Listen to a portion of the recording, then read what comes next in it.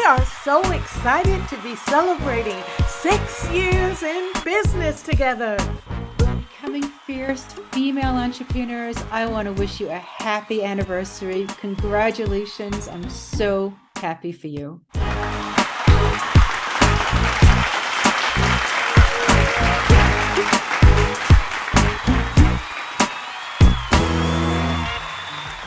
Hey everyone, it's your host Joy.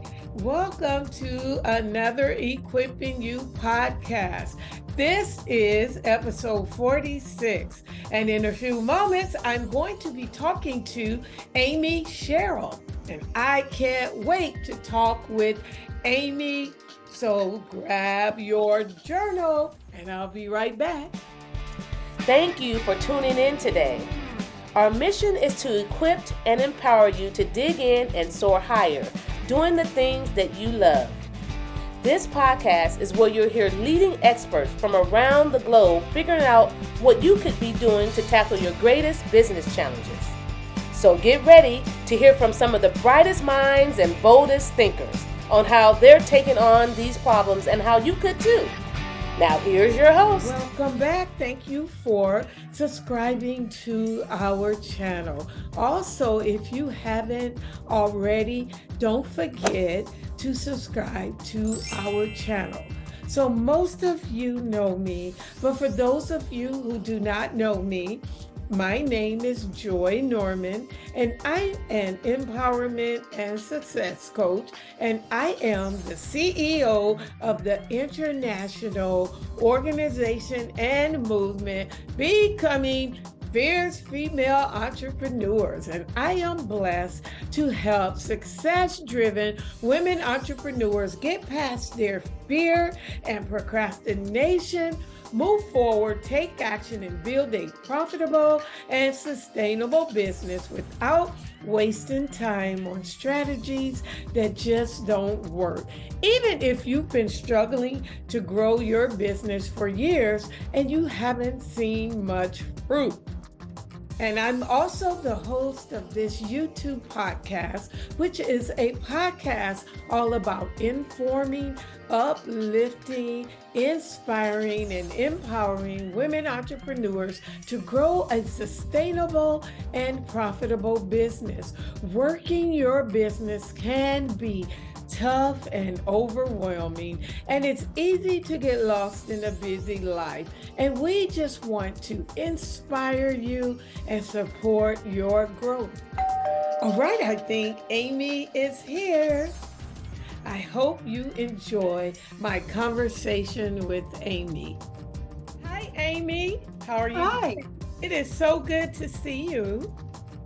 Same here. Really, actually, so joyful to be here with you right now. That's good. So tell me about this vacation. I saw your picture. Oh my goodness. Yes. So I recently came back from a 3-week trip over in Greece. And I've never been to Greece before. What called me was, I won't get into the whole story. What I will say though is my soul led me there, and it was such an incredible experience, just how I got to Greece. So there was this spiritual retreat on this like very remote island, and the title of the retreat was Find the Voice of Your Spirit. And I originally was a singer, and as you know, I do spiritual development work, and it just spoke to my soul, and I knew I needed to be there. And so I, of course, said yes to this retreat, which prompted, oh my God, I'm traveling halfway around the world. I need to do more. So I stayed in Athens before, and I went to Santorini after, and I didn't plan any of it until I was like there. So, Wow. I mean, besides the retreat on the private island. So yes, it became this incredible experience, and I giggle because I realized I needed to travel halfway around the world to be reminded of who I know I am. Yeah. But that's a big thing. You know, it reminds me of the movie, the Eat, Pray, Love. Yeah, Yeah. it's so, I tell you, I would say that traveling alone as a woman is an incredibly empowering experience. And then to, I mean, people could do whatever they want, yet to not plan everything, really dropping into the energy of spontaneity from the feminine empowerment point.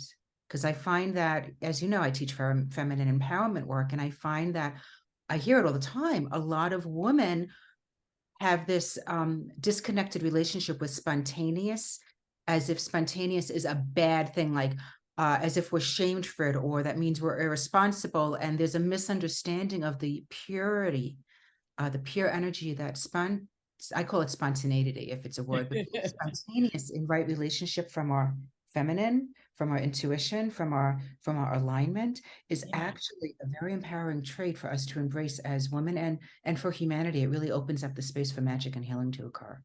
Yes, well, this brings us right. We can just dive right. Yeah, I'm over here, right? Yes, right into our topic. I know. Huh? Ooh, get my coffee. Okay, ladies. Get ready, grab your coffee, your tea, or your favorite beverage, and we're going to dive right in. Today, our subject is get out of your own way, sister. And I love it. You are already doing it. So I am talking to the right person today. Yes. So let's start with you. Just tell us a little bit more about yourself. We know that you're a traveler. Yeah, to some extent, right? Yes. So let's see, what's the most recent thing? Talking about listening to our intuition and doing what feels right, is I moved to Colorado from LA about a year ago, originally from New York. And basically a little brief piece of my story of why I teach what I teach is what we hear it a lot. It wasn't always this way, I wasn't always this person type of thing. As a young girl, grew up very traumatic household, and I realized in my later years that it really affected my self-esteem and my ability to make decisions based from love and thriving versus fear and surviving. And I was in the fitness industry. I was originally a singer. My unconscious at the time lack of self-worth had me let that dream go because of this unconscious fear of rejection, or it was kind of conscious, but it got in the way. It got in the way of me pursuing my singing career. Yet it led me to my fitness career, because I lost almost 100 pounds when I was 15 years old. Wow. Yes. And that whole story in of itself. So fast forward to my late 20s, I'm out of a relationship after a breakup, and I'm finding that I'm engaging in self-sabotaging behaviors, and I was aware of it. And it got to a point where it scared me. I was dating dangerous men. I had a lot of wonderful opportunities being offered to me in the fitness industry. I created a fitness program, and I was sabotaging myself, aware of it, before I did any healing work. So that's when I found my teacher. And I really stepped into the healing journey, not knowing anything about healing or spirituality or anything other than I have a thought this is connected to daddy issues and something's not quite right with me, and I need to fix this. Yeah. I need to figure this out. I need to fix this. So it came from the head, but it was an intuitive calling. And I just dived in really for my own healing, never consciously thinking this was going to be my career path or my sole purpose. And soon after that, in my mid-30s, I stepped into my soul work and became a healing practitioner full-time, fully let go of my fitness career. And here we are, giving my age away, but here we are 16 years later. And I love your journey. Something you don't know about me is I was a singer. I didn't. Yes, I was in a band and we traveled around. Yeah. Oh my God. Well, I grew up in church. So I started off singing in the choir because my mother was the minister of music. And so I grew up, singing in church. And then I was in a band and we sang at weddings. Wow. Yes, we did. Pop out a little something now? Yes, and then from there I became a worship leader. Yeah, Yeah. So, Amy, we all have our own reasons for getting in our own way. So, what would you say is one of the main ways we can sabotage ourselves? And then, how can we prevent this?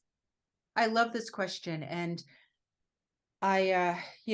whenever I'm being interviewed or about to teach something, in my morning meditation, I always open up the container for I'm listening. What is it what is it to share? Because this is a huge uh, container. There are so many topics I could touch upon. And I heard three things that I want to share to answer your question. Is the foundational piece that's the overall umbrella of where we get in our way is when we function from fear and we don't realize we're functioning from fear. Our decisions are being made from fear, yet we don't have the awareness that that's where it's coming from, because there are parts of our personality that tell us that we're not. Which leads into specifically the two pieces that tie in, because I can give 1,000 reasons, right? But I would say that where we can get in our own way and sabotage ourselves is that we as women will consciously or unconsciously contort ourselves out of fear. And then we fall into this pattern of people pleasing. Yet here's the thing. This part of ourselves that's scared of making a different decision, where maybe that has fear that something bad will happen, or people will be mad at us, or whatever the reason is, if I don't please this person, place, or thing, tells us that, oh, that's just how I am. I hear women all the time saying, oh, I'm a people pleaser. Like, that's just how I am. And they over-identify, and they take on this identification as a part of who they are, which actually is a self-sabotaging behavior. You see how tricky that gets? Yes. Ooh.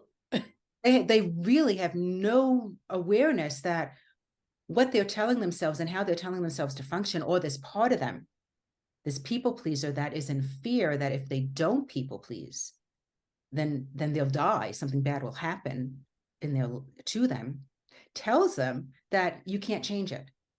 I can't change myself. That's just how I am. Yeah. And that's a lie. It's actually not true. It's a part of our personality that is terrified, that has become highly developed.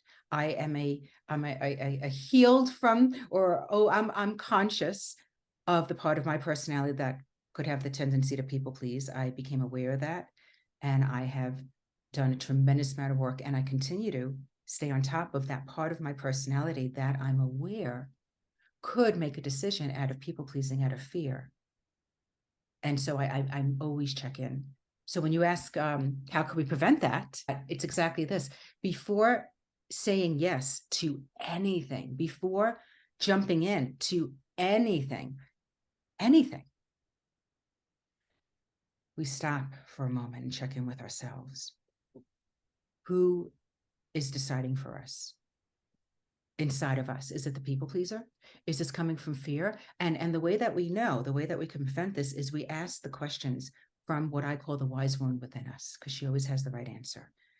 And the questions to ask are, is this decision of me, it could be a yes or a no, but is this decision that I'm about to make coming from any part of fear? Is there any part of me that's afraid if I say no to this person, that they'll be mad at me, or they won't want to be friends with me, or I'll destroy a business relationship, or the person will leave me? I'm just giving examples, which, I mean, we have a myriad of reasons why we may say yes to something when it really isn't in our best interest. Right. And so the way we can prevent that is we don't jump in. We don't answer right away to anything that's ever being asked of us, ever. So I'll leave it at that for now. I can go on and on. You have to stop.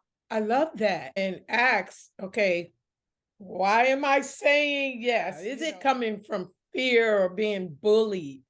You know, and I say get clarity, ask yourself, what is it that I want?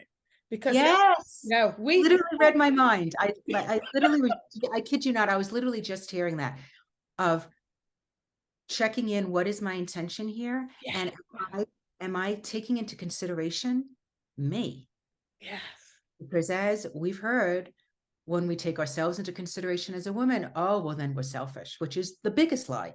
That self-care is selfish. That's the biggest lie ever. yes, We can't give anything if we don't take care of ourselves and have those proper personal boundaries. That our society, I would say, has set us up for total failure to have no boundaries at all and think that's okay. I mean, that's a whole nother topic, but no, but it's really yeah, good because it yeah. comes back to this a lot of times when I'm talking to women on the podcast, and we go back to, oh yeah, that's why they say put the mask on yourself first, but Yes. we still don't do it. We don't, because I gotta tell you, Joy, here's the thing. What I have come to find is that it's so easy to know these things, to hear these phrases or these metaphors, like, and this is another place, another commentary that the people pleaser can sabotage us, because that is what the people pleaser will say. Oh, I know this already. Yes. But knowing and doing are two different things, Oh, come on. right? Yes. Yes. That's really, really good. Okay, so what is a misconception that people think is a positive action, yet actually it backfires and sabotages us? Oh, I got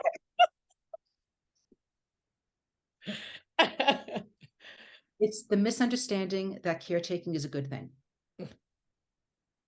That being a caretaker means that you're a giving, nourishing, caring person.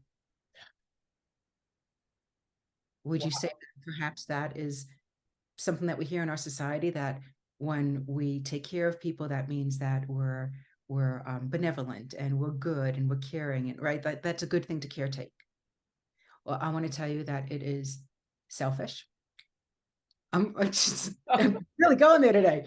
And I'm going to give you the solution here, but I really want to just like hammer in and break free this misconception. And I want to say that anyone listening, if this is triggering you in any way, or if there's any commentary that's like fighting what I'm about to share or what I'm sharing, then that's a good thing. That means that this is an opportunity for you to become more empowered, because I'm going to give you the solution on how not to caretake. And if you feel absolutely nothing at all, like a numbness around it, that also could mean that there is that caretaker within you, an aspect of the personality that functions from fear and doesn't want to change out of fear, because fear is very powerful. But I want to guide you into how to act from love and empowerment.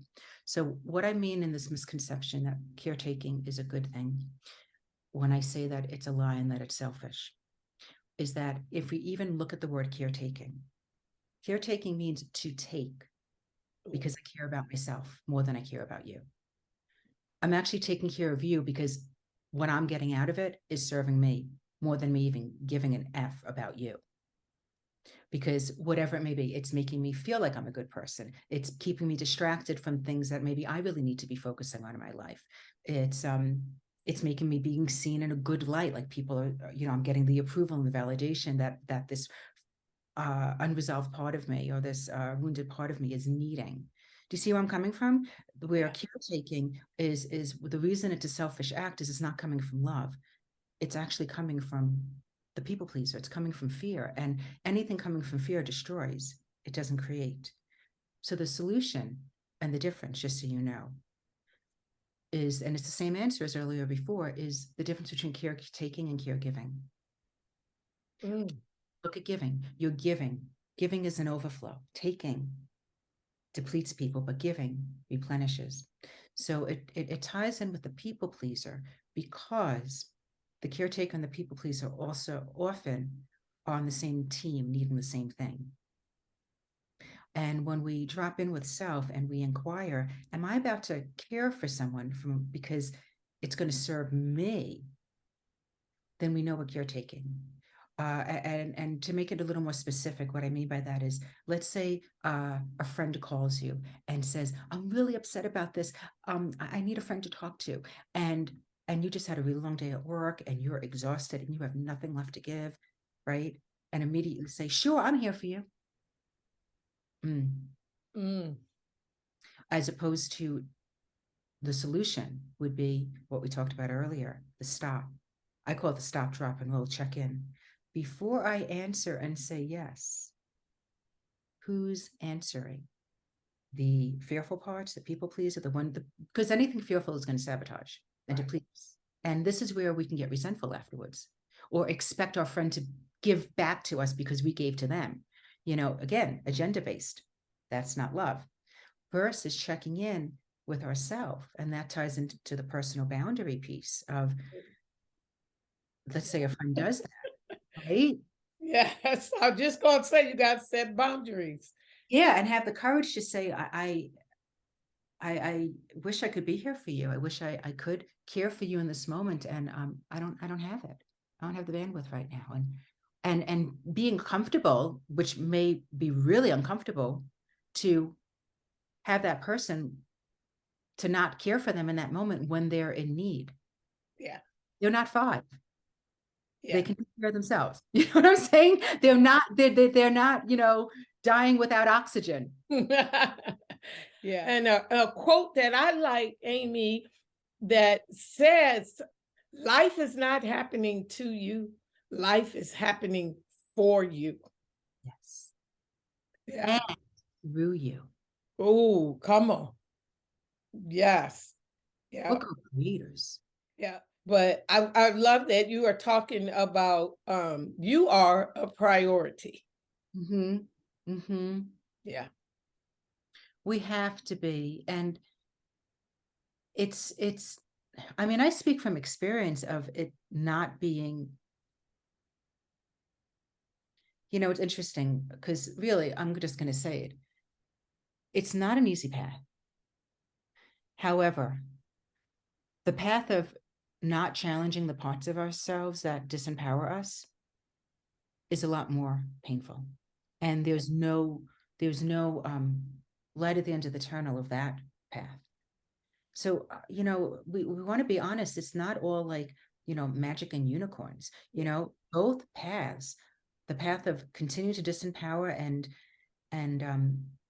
that, like that comment that you said, that phrase of, oh, why is this happening to me instead of everything is happening from me and through me, right?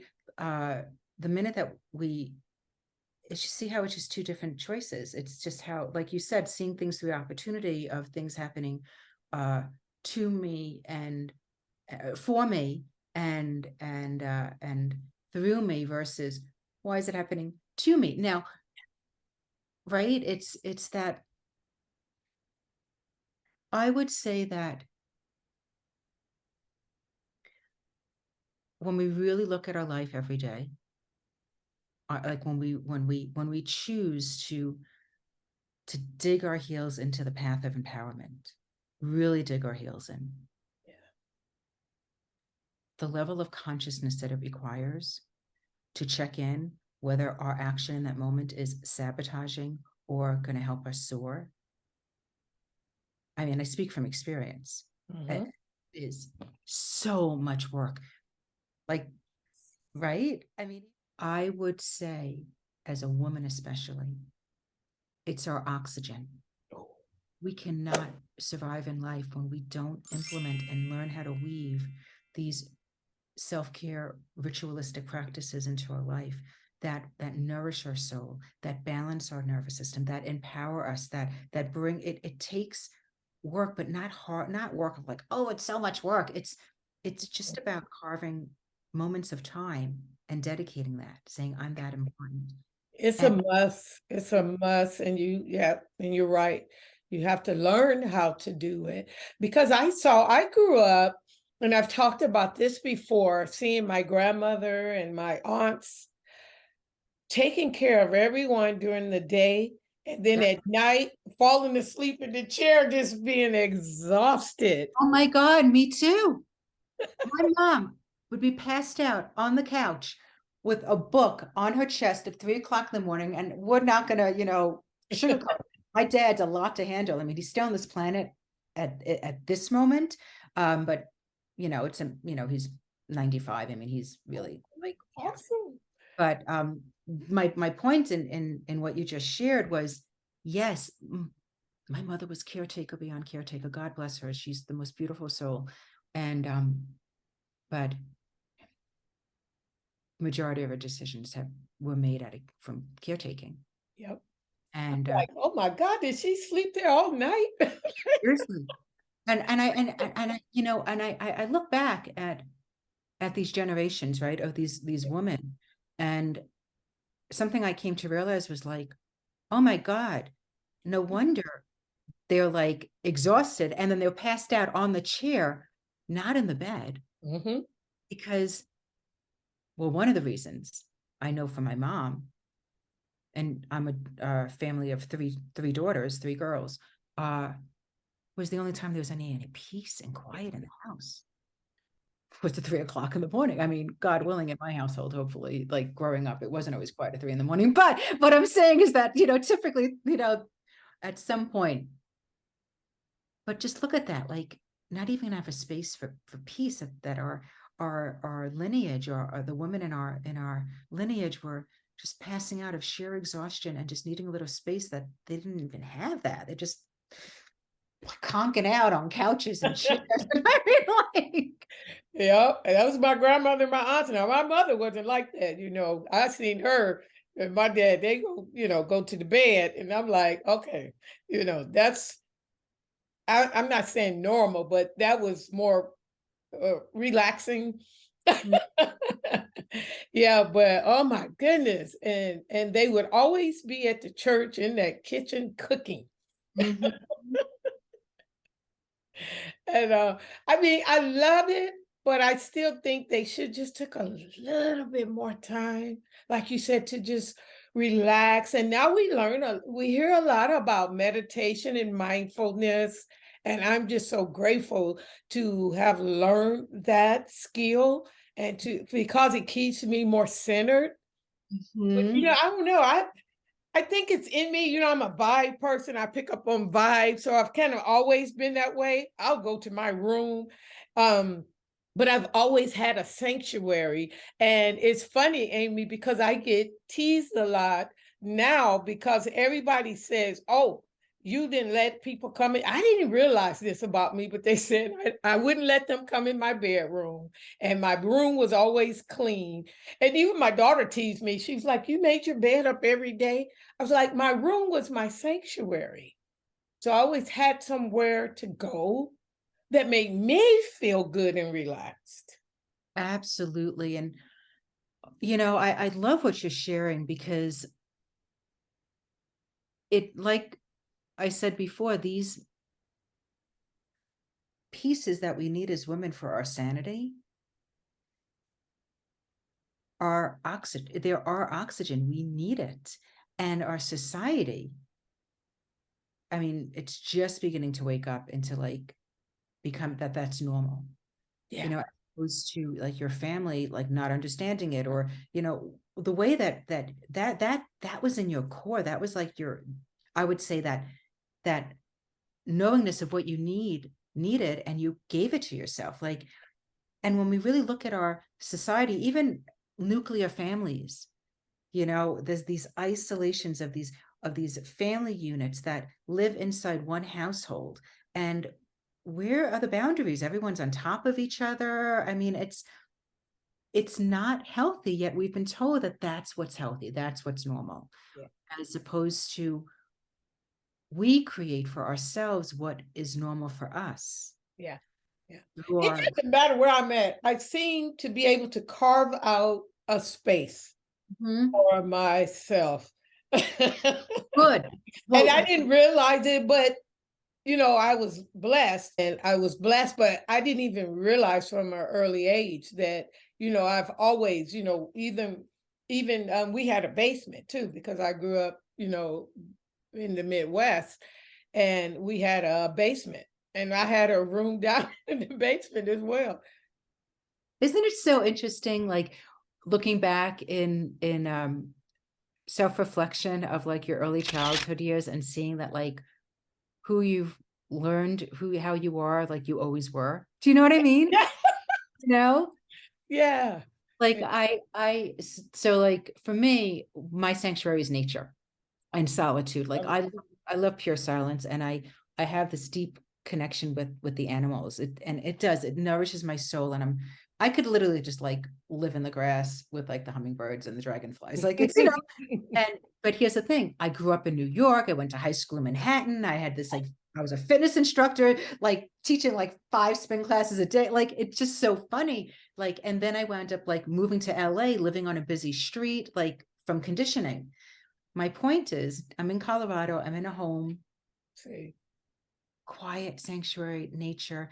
And my point is, when I look at my upbringing, where my happy place was we had a home, but it was still Queens. It was still like noisy, but we did have a backyard, and my sanctuary, my happy place was having a garden, planting. Yeah. I would play with the insects, like not kill them. Like I loved ladybugs and butterflies, and I forgot that until my older years, when I came back home to my love for nature and feeling how much it nourishes me. That's when I remembered, oh my God, it always did. Yeah, I was blessed that, I could, get on my bike and go for a ride and, go out in the backyard and get in the tree or go in the basement because I like my room to stay clean. So, Right. So you would like play in the basement? Like, yeah. And it's funny because I'm telling you, it's funny because I didn't realize it at the time, but my friends now go, we would always ask him, let's go in your room. And then I would always suggest somewhere else. And I realize now because that was my sanctuary. Yes. Isn't that interesting? Yeah. Oh my gosh. I wish I had my notepad with me with the downloads that came to me in my meditation this morning. Sacred space is our medicine. That's what I heard this morning. Oh my goodness. Sacred space of medicine, that our medicine is found within ourselves, not seeking all over the place, or not taking all these, like, there's just a lot of lots of different things, lots of things to partake in this world these days, especially around finding ourselves, right? And whatever works for an individual at that time, I honor, because everything is here to serve us in the moment. For me personally, I went the path of going within for my medicine, that sacred space. Yeah. So I'm hearing that. I'm hearing that was like, and I just want to say to you, Joy, just this knowingness for me, take or leave it. I just would love to pass it along to you. That you've always been deeply connected to the soul of the goddess within you. We need that. We need sacred spaces when we need solitude. And it was just like in you, like this honoring of yourself and honoring of your space. I mean, I want to acknowledge that and reflect that back to you, because it's so powerful. And we as women we've been stripped from our power, and from at the core. At the core, and we've been stripped from what we need, which is solitude and sacred space. We need a space of our own. We need a woman cave. Yeah. And I grew up faith-based and in church, and I learned too to women go into their prayer closet. And go into your prayer closet, put your shawl on and pray, pray to God, higher power, whoever is it that you pray to. I pray to God, but it's really awesome when you can go into your prayer closet, because you come out refreshed, renewed.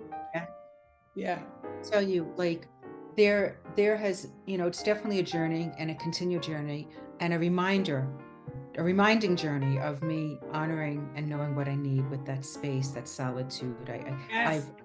Right. Is journaling part of your writing life? Keeping a writing journal is a great way to empower your thoughts and ideas. You can use them for note taking, daily journaling, spiritual or gratitude, or for poetry work. Introducing our journal kits. They are compact for carrying in your bag. In this kit, you will receive a journal and one of our bright and colorful matching coffee cups to enjoy your morning beverage with. Also, it comes with a beautiful tote bag to carry it all in. You can take our tote bags with you to the beach, on the plane, going shopping, or for a girls' night out. You will fall in love with these gorgeous bags. Our customers love the beautiful artwork printed on both sides of the bag. Go to our website at becomingfierceentrepreneurs.com and click on the tools and resources page to pick up these items today. Also, grab an extra kit to give away as a gift for that special person that likes to journal, keep track of affirmation, take notes, or track their to-do list. Just visit our website at becomingfierceentrepreneurs.com and click on the tools and resources page.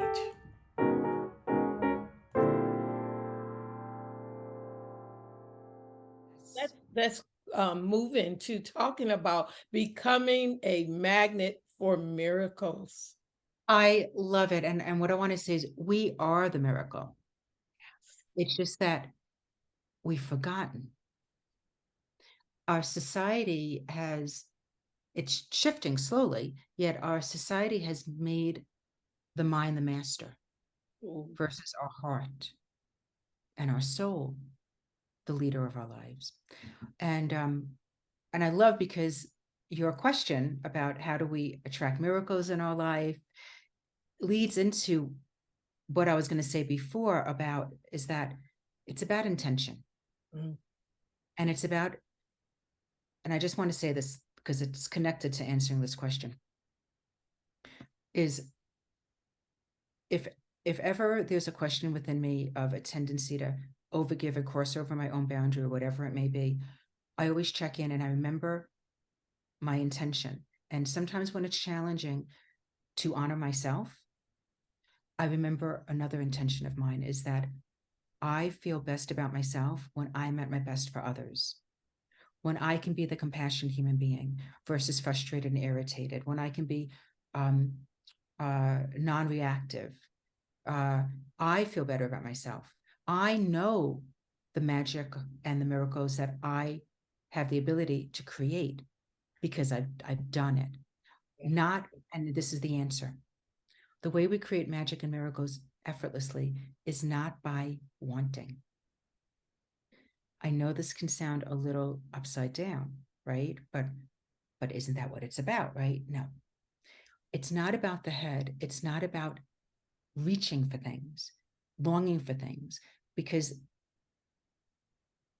it's about reining all your energy in, and the decisions and the desires are not coming from your head or your mind, which often is old programming or fear.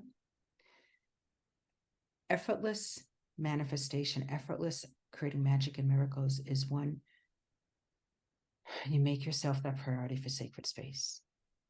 It really is that simple, where it's about shifting.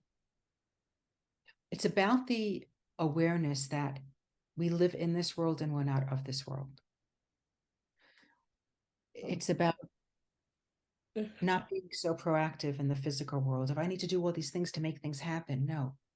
I need to rein in all my energy and get clear on what brings me joy, not happiness, not wanting, not desire. Pure joy, the highest vibration of joy, where I don't need anything from anybody else, where my connection with whatever source, God, universe, whatever that is for you, right? Right. Is so strong, and I make that my priority. That sacred space is that prayer closet, right? Is that time of connecting. And that is my highest priority. And that is my oxygen. And that's the space where then I open up and I listen, not from my head, not from my longings, or I'll be happy if I have this, or I need to make this miracle happen. You can't make a miracle happen. We already are the miracle, but we need to nourish, we need to feed the miracle, which is us. Yes. Woo, I love you said connection. That's one of my words of the year. Oh, I usually give myself words, and this year I have a connection, gratitude, and self-care. You've touched on all of them. well, and see, you just spoke into reality what we were just speaking about. Your miracles, your desires, and here they've been spoken about. Yeah, because it starts with self-awareness. Yeah. Yes, Yeah. clarity. Yes. Yep. We said that. And letting go. Ooh, let go. Oh,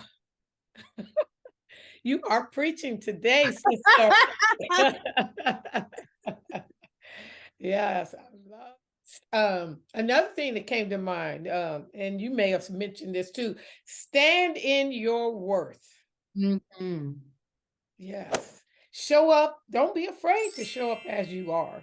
You know, Mm-hmm. like a lot of times when people remind me of how I was as a child, most of the time I laugh. I'm like, oh no, it's funny to me, but it's not bad things, Amy. That's what I am surprised that, they don't be like, oh, you was this, you were a bully, you were this. It's the things they say to me make me laugh.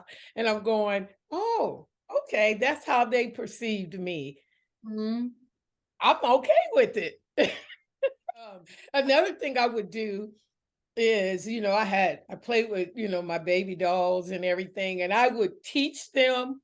They were my students. And so I always knew that I'm supposed to I'm walking in my calling and in my purpose, because my grandmother would come and visit. And I would hear her saying to my mother, who is she up there talking to? I am up there playing school, or I'm either playing church. Right. Oh my God. Yeah, it was funny. And she's like, what is this child doing? And my mom's like, hey, I don't even know, but I had the best mother. They let you be you. She let me be me. My teacher, I have a longtime spiritual teacher of several decades. I've learned and continue to learn so much from her. And she once spoke about, and it resonated for me, which is why I'm passing it along to you, because I'm feeling it with you, is that consciously or unconsciously, when we are given our birth name, and I'm paraphrasing with my own resonance around what she has said right now, is as I speak this, what I'm feeling in the moment is it's connected to our soul name. And your name Joy. And here you're remembered as being so joyful, like the core of who you are. My name, Amy Cheryl. Amy is French, which means beloved. Oh. Love. It's basically love. And Cheryl is to cherish. And it's exuding today. Right? Like, and my that's where I'm most joyful. I'm most joyful when I'm being love. When I'm being love, when I'm cherishing moments and cherishing people and I look at that. So I want to pass along to everyone who's listening, if they wanted to try this on, of like, research the meaning of your birth name. Yes. And I would bet to say that there's some deep connection to what brings you joy, or the true nature of who you truly are, and discovering who that being is. Yeah. Like who that being is, like who are you really? Not who did you become? Yeah. Yes. Who to be, or Oh who my have you God, this is so good. I talked a little bit about this in the last episode, episode 40, well, 2 episodes ago, 44, work less but do more. And Good title. but people always say I live up to my name. The funny thing is, when I was a singer and in the band, I went by a different name, and it was my sister-in-law was like, you have a natural stage name. You was Totally. born, and she goes, why are you going by that name? And so it took a while to accept Joy because I always got teased. But one of the stories, Amy, that I tell people is how I got my name is, when you're born, well, back in the day, I'm kind of giving my age a little bit, but they used to slap the baby on the butt and the babies Cry. would Yes, cry. yes. Well, I laughed. Oh my God. Oh, no. There's something so like, even when I hear you say like accepting your name, like I heard you say accepting joy. Yeah. Yeah. And Yeah. I want to share with you, like I relate because even to this day, it doesn't happen that often, but every now and then, like in my earlier years, people would be so irate with me. They'd be, you're always smiling. You're always like, why are you so happy? Why are you like, basically, why are you being a loving person? Like, why are you so loving? Why are you exuding this loving energy? And granted, people would think I'm always happy. They like, I go deep in my healing. Like I could really go like, but my point is that my core nature, yes. Like, but I wanted to share that relation with you because when I heard you say you're getting teased for your true nature, like that would happen to me too, especially in my 20s when I really started coming into like, in fitness. Like I was on the stage a lot. I was a creator and I created my own programs and I loved it. And they were my babies. And like, it just brought about all that, like, it just brought out the worst, and it brought out really good stuff in people, but it also brought out the worst in a lot of people.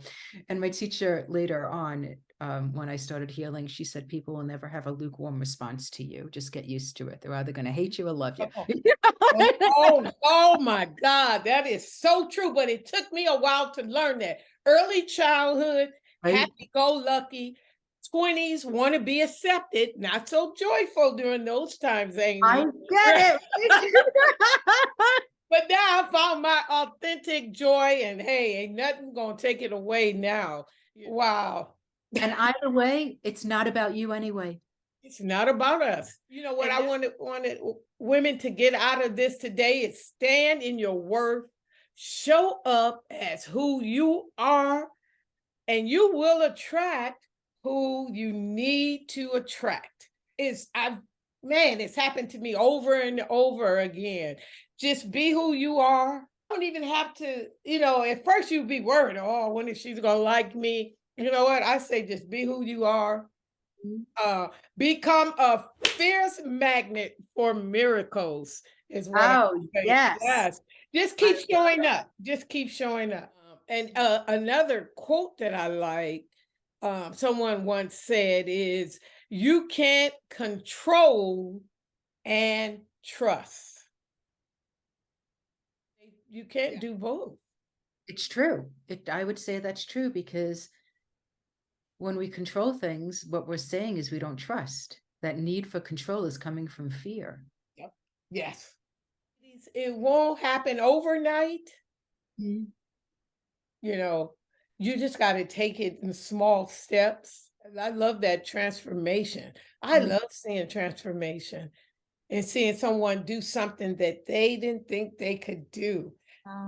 Yeah, and I get a lot of friends and clients say I stretch them. Mm-hmm. Like, we need support. We cannot do it alone. I mean, I've been working. I met my teacher in my late 20s, 20 something years ago. I began working with her privately and in a group setting. And to this day, I continue to work with a mentor privately. It's nice to be held. It's nice to always learn more about myself. I say that even a heart surgeon cannot perform heart surgery on themselves. Yeah. Doesn't matter. And I know that if I'm not doing my own inner work and my own growth, my clients, the clients that work with me will outgrow me. So I love always having something to offer them because I'm always in my work. But yeah, it's a way of life for women. We are meant to support each other. We are meant to do the inner work, get to a place where we have a level of mastery where then we can offer that wisdom to the women that are seeking the wisdom that we have for them, and then support their full expression, support their awakening, and whatever that means for them, and whatever awakens in them, whether they become a teacher of it professionally, like, or not, it doesn't matter, because their medicine, they become their medicine. Yeah. And that's what we are as women, and we cannot do it alone. And that's not a disempowering thing.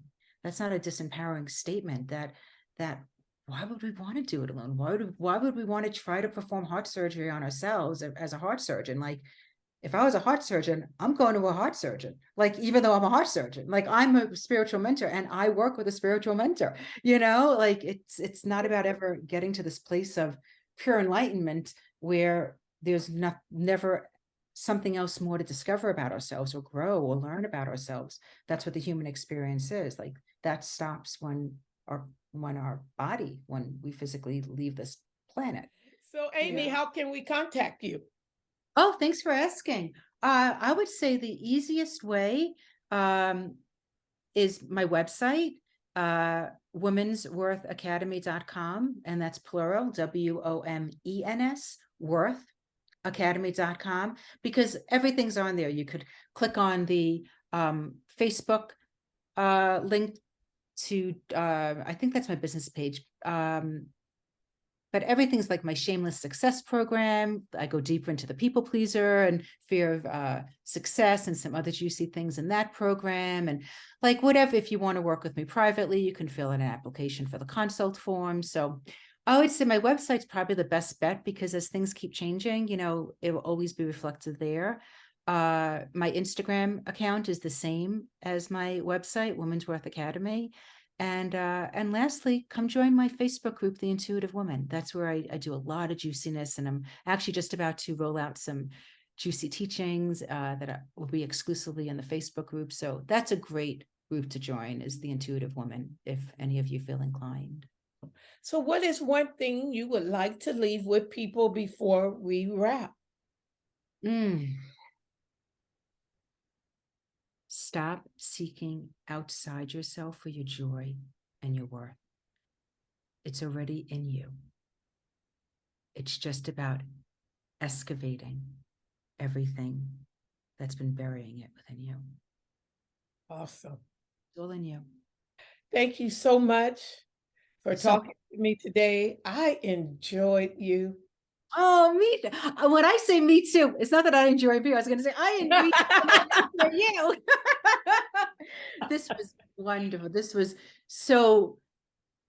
I needed this too. Some girly time and soul nourishment and being in my purpose work, and it's really nice being here and with all of you today. I want to thank you as well. It really nourished my soul. This past year has been such a year of moving and changing, so many changes, and now things are settled, and it was really nice timing for us to be together at this time. So yeah. Thank you. Thank you so much. All right. You have a blessed day. You too. You too. Bye. Bye.